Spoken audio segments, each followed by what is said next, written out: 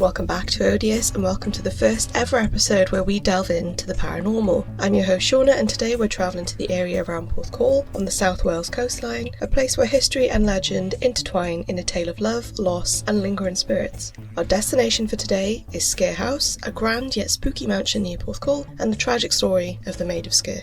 Let's get into it.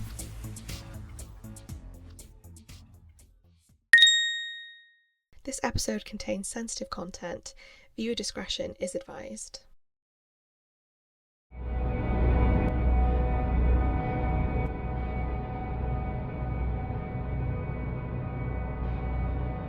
Sker House stands as one of the most allegedly haunted buildings in Wales, with its history reaching back to the 12th century when it was a grange or farm belonging to the Cistercian monks of Neath Abbey. Over the centuries, it has seen a host of owners, each leaving their mark on the house in their own special way. But it's not just the bricks and mortar that have stood the test of time. Sker House has a reputation for being home to spirits that have never moved on, the most famous of which is the ghost of Elizabeth Williams, better known as the Maid of Sker. Let's start by delving into the history of Sker House itself, because to understand the haunting, we must first understand the place where it all began.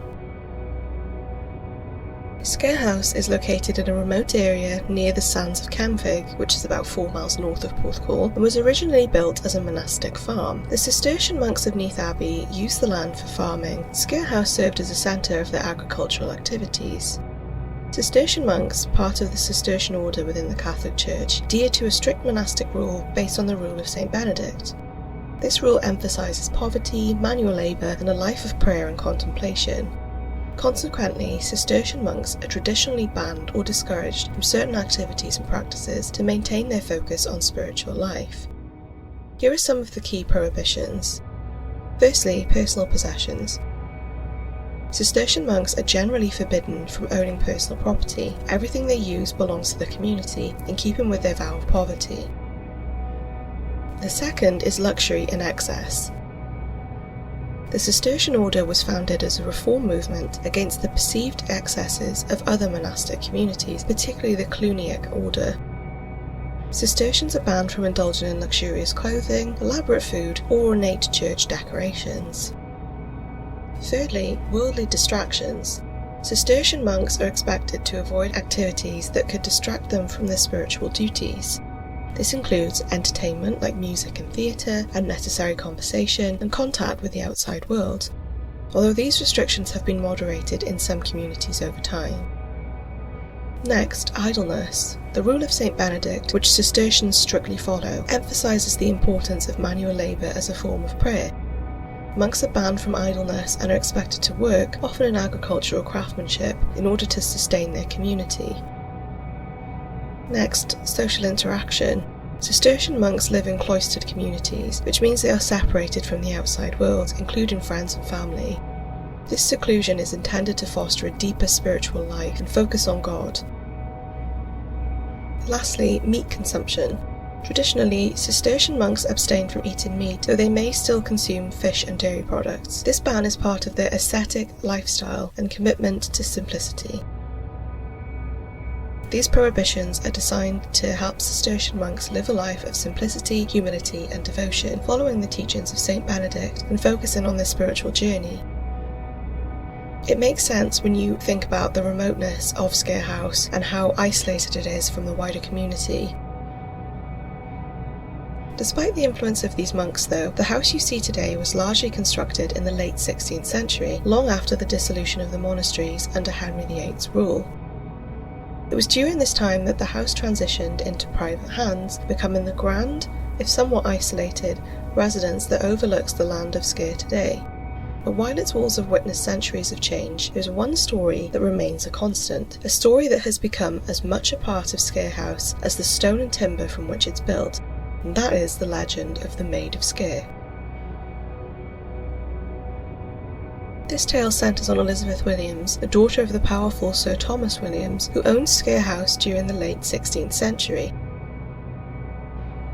Elizabeth was known for her beauty and grace, and like many young women of her time, she became the subject of a forced marriage arranged by her father. But Elizabeth was already besotted with a young harpist named Thomas Evans, who served the Williams family. Their relationship was star-crossed, forbidden by Elizabeth's father, who stuck to his plans to marry her off to a wealthy and influential man in order to further the family's fortunes.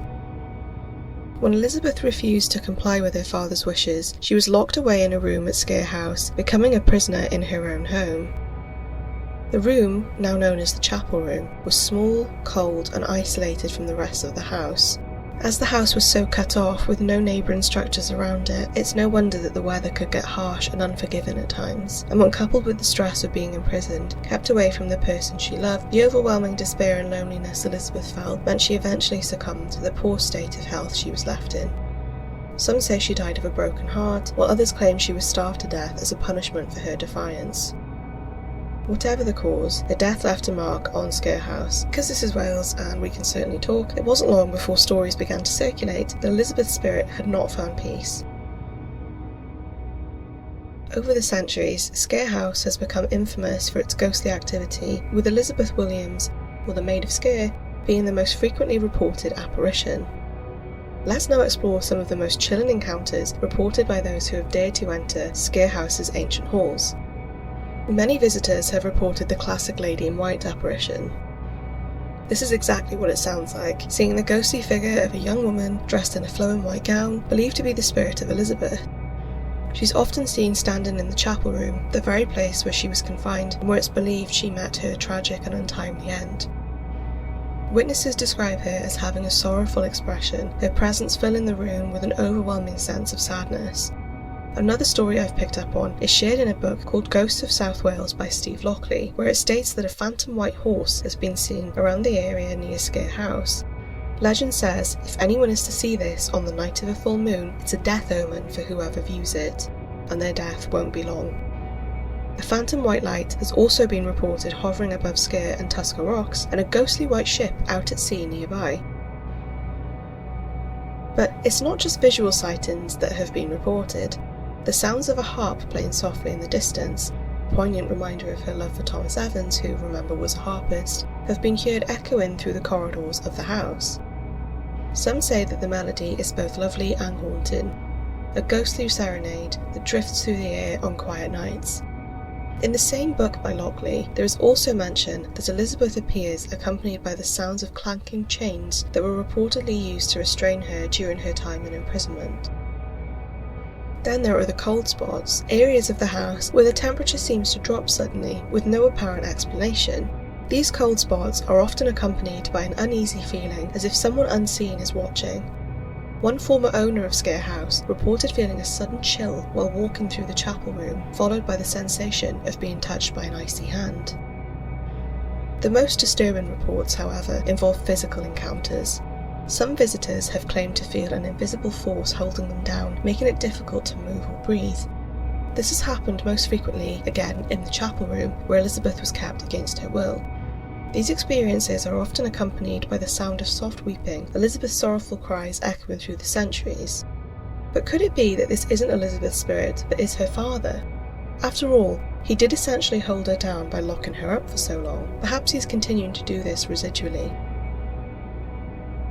Sker House has always been a subject of fascination and fear for the local community.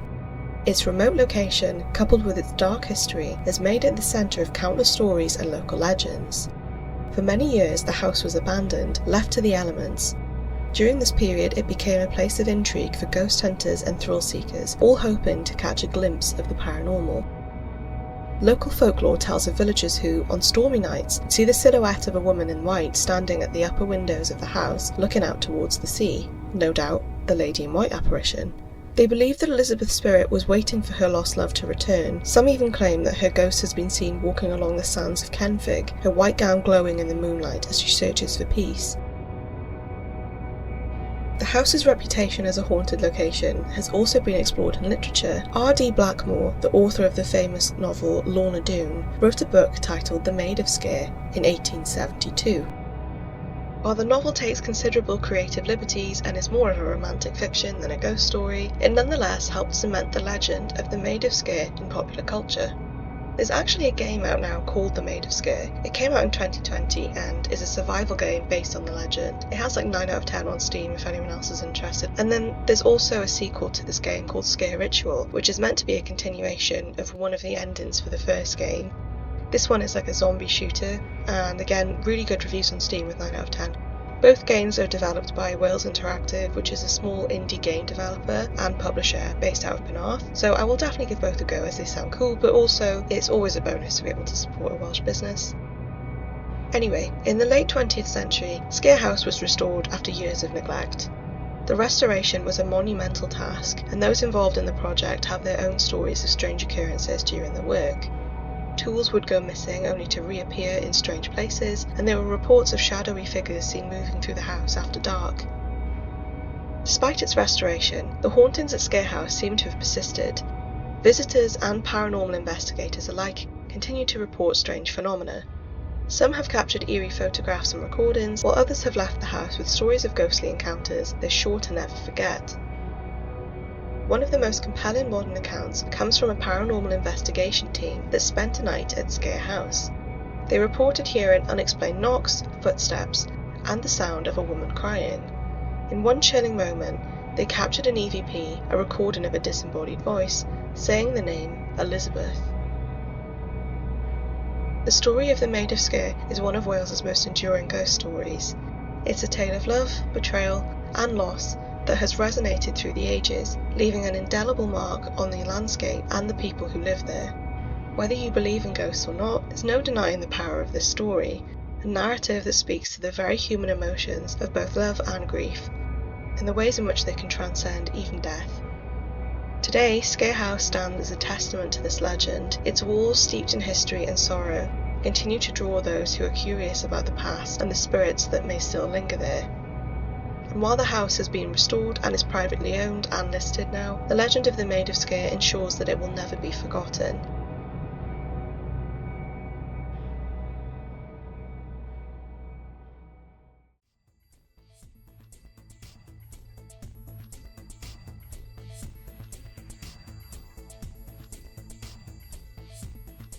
That's all for today's episode. I hope you've enjoyed our first journey into the paranormal and the haunted history of Sker House.